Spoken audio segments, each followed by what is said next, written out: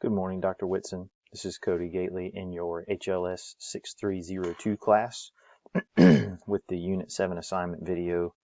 Today we will be discussing the event that happened in our nation's capital during the transition of power between the Trump and Biden administration. It was around that time where there were several peaceful protests that were being conducted around the nation's capital, one of which turned very violent and became a very notable event whenever physical barriers were broken and a barrage of people with various intents actually entered the Capitol building during congressional hearings, or meetings rather, and did physical and emotional damage. One of the outcomes that we know of this was physical violence towards Capitol police officers, one of which ended up losing his life subsequently from the injuries that he sustained. So one of the topics of controversy is whether the folks that entered here, are they referred to as rioters or insurrectionists? And according to Marcus 2023 in an article that was drafted concerning this, it depends largely on what the media outlet that you chose to follow is how this was described. And that plays out more in the justice discussion of this as well.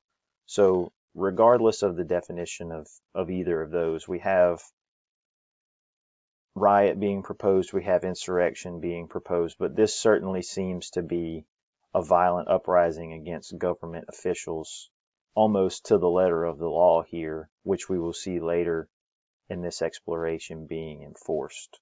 So there's a multi-level response here on how the United States responded. There's a very short term where we get some information from the National Guard here.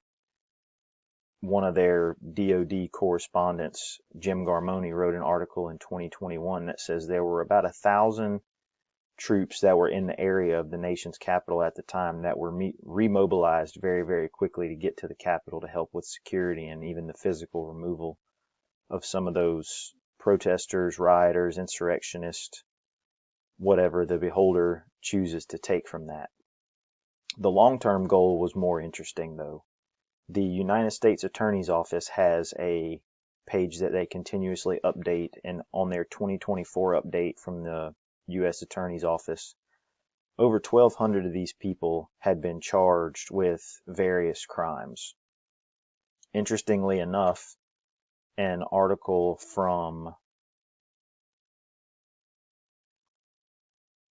Marcus 2023, the article that I referenced earlier with rioters and insurrectionists, that a lot of these folks had been charged with federal statutes, crimes against federal statutes, but interestingly enough, none of them were with the Federal Rioting Act. So it does seem that the justice system would lean more towards the insurrection aspect of this.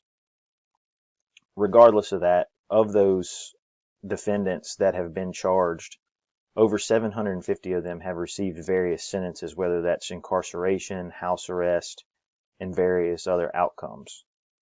Another outcome that I do want to mention again, and I don't want to overlook it, is the Capitol police officer that lost his life.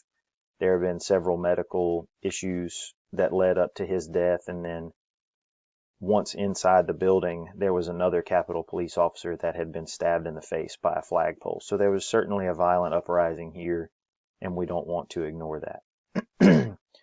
As far as forecasting this event and moving forward with the future, anytime that we're seeing a boilerplate such as this, again, for such a hot topic, because this was a very controversial transition of power, and there were signs, I'm fairly certain there was intel that would lead up to a violent incident happening. And once physical barriers become broken in our nation's capital, in an area that is supposed to be the most secure, and that kind of breach happens, there's a loss of faith also.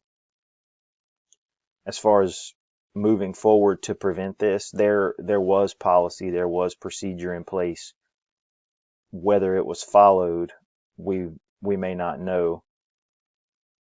But there are certainly lessons to be learned here, and that's fortification physically and maybe even internally from some of these structures when such events are forecasted.